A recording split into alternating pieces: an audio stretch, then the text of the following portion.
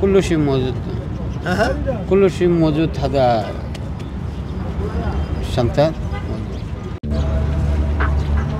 ঢাকার হযরত শাহজালাল আন্তর্জাতিক বিমানবন্দরের অভ্যন্তরে হঠাৎই চোখে পড়ে উৎসুক জনতার ভিড়।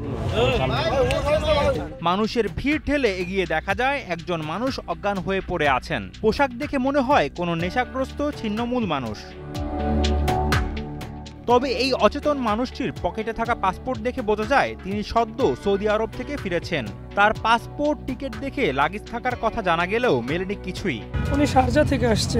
আচ্ছা, এয়ার আরাবিয়াতে 29 তারিখে আসছে। ঠিক আছে, আচ্ছা আচ্ছা। এই যে লাগেজ ট্যাগ আছে, এই জন্য লাগেজ ছিল না।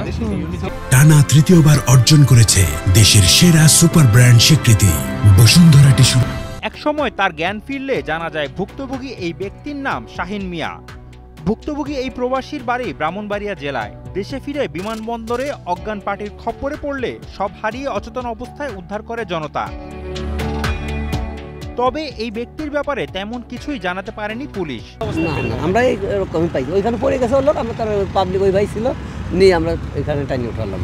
কি পাইছেন ওনার সাথে? কাছে কিছু ছিল না, খালি পাসপোর্টটা আছে শুধু। মানে কি মনে হচ্ছে উনি কি বিদেশ থেকে আসছে? বিদেশ থেকে আসছে। হ্যাঁ, ওনার লাগেজ টাগেজ তো আমরা দেখি নাই, কিছুই পাননি? না না না, সব উনি খালি হাতে আসছে, এইখানে খালি হাতে এসে পড়ে গেছে।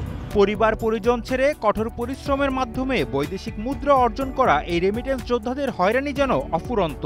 বিমানবন্দরে এসে প্রবাসীদের এমন হয়রানির অবসান কবে হবে জানতে চায় প্রবাসীরা। নাম লিখেন। হযরত শাহজালাল আন্তর্জাতিক বিমানবন্দর থেকে তনু খলিফার পাঠানো তথ্যচিত্রে ডেস্ক রিপোর্ট, কালের কণ্ঠ।